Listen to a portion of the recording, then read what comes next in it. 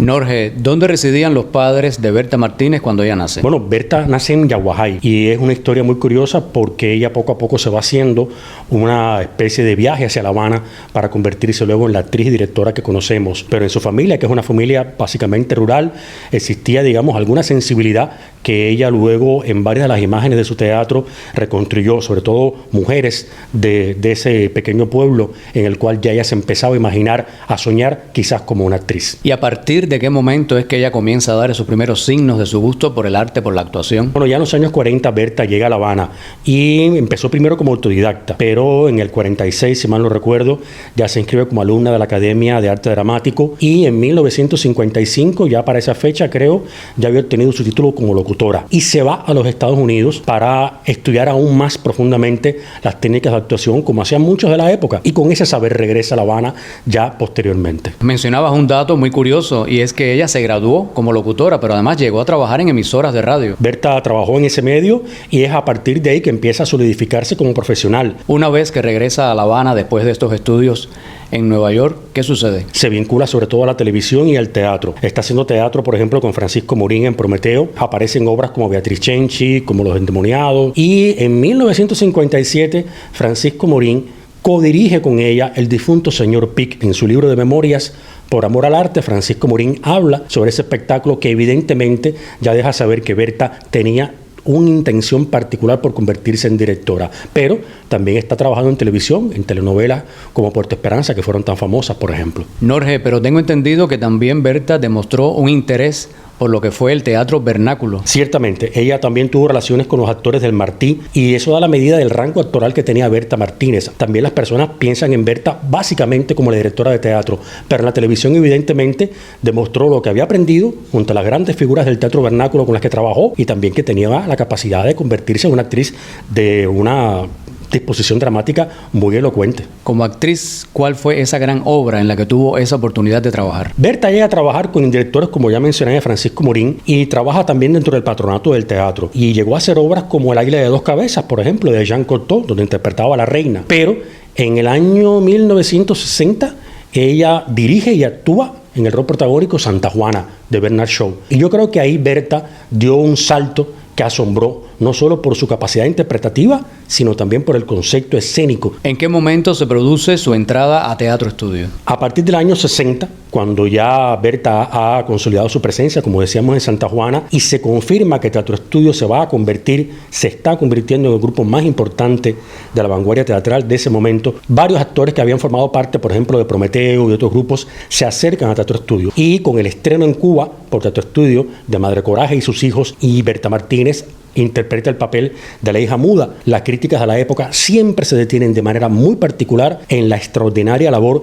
que hizo Berta para, sin tener que articular ningún texto, ganarse las miradas y los aplausos de todos, y permanecerá en Teatro Estudio durante varias décadas. Yo no tenía ninguna idea de que me interesara el teatro, ni no sabía, lo que yo quería no sabía. Y vine a Teatro Estudio a ver Contigo Pan y Cebolla, y cuando vi esa puesta en escena, vi a Berta, yo me quedé fascinada y dije, eso es lo que yo quiero hacer.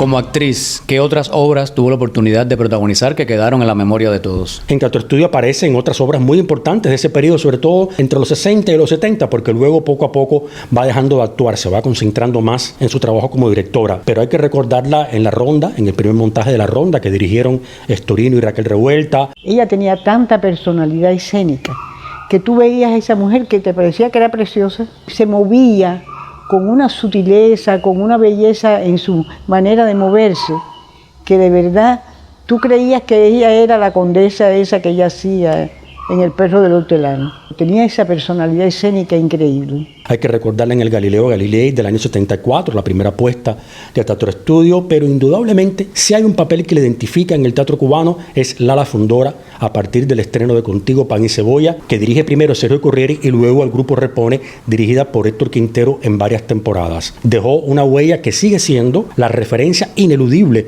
para entender quién es Lala Fundora y por qué Contigo Pan y Cebolla es un clásico, no solo de la dramaturgia, sino también de la interpretación en la manera en que ella asumió ese rol. Yo estando en la zafra de los 10 millones, allá en el Central Habana Libre, que allí estaba Alicia Bustamante, y nos dice a varias actrices que estábamos allí que Berta estaba buscando actrices para hacer la casa de Bernarda Alba. Al otro día vine corriendo a ver a Berta y enseguida me dijo que sí, empecé con ella a trabajar. ¿Tienes conocimiento de si como actriz tenía a la hora de asumir un personaje o el día que tenía trabajo en el teatro algún ritual, alguna manera especial, ¿no?, de adoptar o de prepararse? Pancho García, el actor que también fue Premio Nacional de Teatro, como Berta, por supuesto, decía que en Teatro Estudio siempre se discutía entre las dotes actorales, por ejemplo, de Raquel y de Berta. Y Pancho me contaba que Raquel era una actriz que le decía al personaje, ven.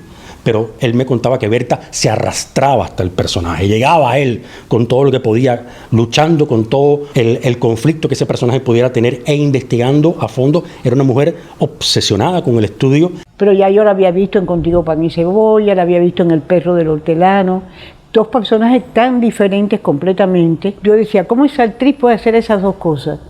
Tan diferentes, ¿no? Como directora, ¿cómo la definirías? Como una maestra de la luz. Te das cuenta de cómo ella reducía, en el sentido más provechoso del término, lo que el espectáculo necesitaba para lograr una síntesis expresiva al máximo nivel. O sea, ella era una directora que trabajaba desde el concepto. Poco a poco el teatro de ella se va despojando de elementos decorativos y trabaja fundamentalmente con el actor, con la luz y con la palabra. Trabajé con ella en 2000 de las Calzas Verdes, que era una puesta en escena fabulosa, la verdad. Igual que la caída, también trabajé en Bodas de Sangre.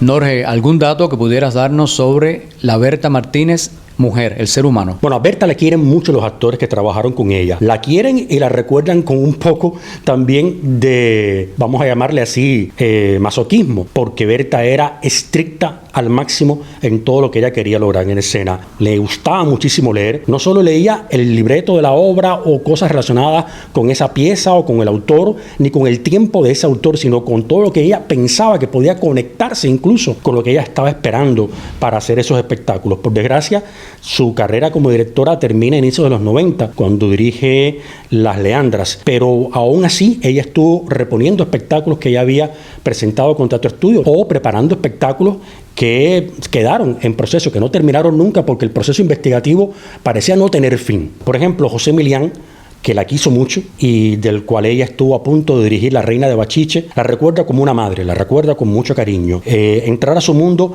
no era tan fácil como parece, porque ella esencialmente lo que estaba tratando era, por encima de todo, siempre de crear colaboradores para sus puestas en escena. Como persona, yo la recuerdo como una gente muy sencilla, muy fuerte de carácter. No era que fuera débil de carácter, para nada. Era fuerte cuando tenía que imponerse, se imponía. Cuando tenía que decirte una verdad, te la decía, pero siempre a partir de un respeto. ¿Conoces si llegó a tener alguna frase que le identificara? Probablemente hay una que puede identificarla, que es ese ojo que ella ponía cada vez que veía en un texto, en cualquier referencia, en un material de estudio, porque de ahí sabía que podía obtener algo que luego en una puesta en escena inmediata o tal vez posterior le iba a ser útil. Así que Berta, ojo. Y como pedagoga, porque ella sabía enseñar. No todo el mundo sabe enseñar.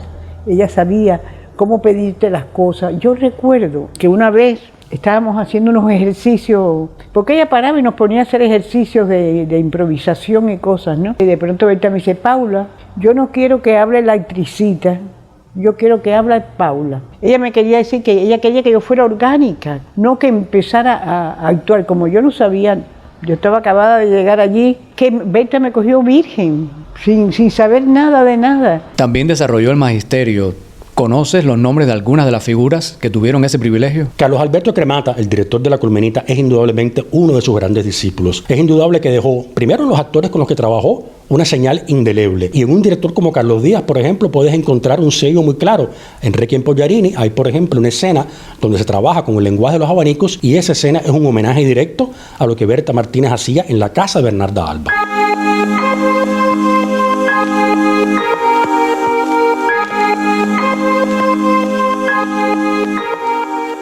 Ella como actriz se ponía muy nerviosa y yo decía, ¿cómo una actriz tan grande, tan maravillosa como Berta se pone? Y yo me doy cuenta ahora, porque mientras más tú sabes, más preocupación te da a la hora de hacer un personaje, porque más la gente te exige más también y tú misma te exiges más como como actriz, ¿no? No solamente como actriz, sino cuando dirigía, ella se sentaba, ella no veía, el primer día ella no lo veía, porque estaba tan nerviosa que no iba al teatro. ¿Qué es lo que nunca se hubiera permitido Berta Martínez como actriz, como directora, como creadora? Improvisar. Y así era que llegaba a escena, sin permitirse nunca fallar ni dejar ninguna zona débil en la preparación. Lo mismo para ser la aprendiz de bruja de Alejo Carpentier que para ser Don Gil de las Calzas Verdes. Ella era, por encima de todo, una maestra en ese sentido del rigor.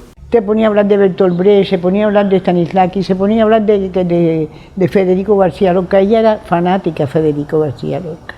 ¿Tienes conocimiento de si se le quedó a Berta por el camino algún proyecto que hubiera querido desarrollar y no pudo ser? Durante muchos años estuvo preparando un espectáculo que se llamaría La Pícara Coraje, que por supuesto parte de La Madre Coraje de Bertolt Brecht, pero en el que ella, a través de otros textos, trataría de vincular la investigación que había hecho sobre el teatro vernáculo cubano con la verdadera intención de lo que ese personaje y el teatro de Brecht podrían aportar a un nuevo tipo de espectadores, pero lamentablemente no pudo suceder. Decirte que fuéramos amigas, no. Yo la llamaba por teléfono en algún momento, conversábamos, nos encontrábamos en el teatro, pero una amistad de así no. Yo siempre que tenía un problema en alguna obra que no fuera de ella, le consultaba a ella. ¿Con qué edad fallece Berta Martínez? A los 87 años en el año 2018, dejando una imagen como directora y como actriz que creo va a ser difícil superar, pero a la que deberíamos referirnos creo que con mucha más frecuencia. De Teatro Estudio me fui para el grupo de Carlos Díaz y ya ella siguió haciendo cosas muy musicales, La Verbena de la Paloma, toda una serie de cosas. Y era increíble porque Berta tampoco tenía buen oído para la música. Marta Valdés trabajaba en las obras, en la cosa musical. Ella y Porrúa. Norge, si tuvieras que definirla con una sola palabra. Intensa y apasionante. Yo la verdad, todo lo que sé se lo agradezco a ella.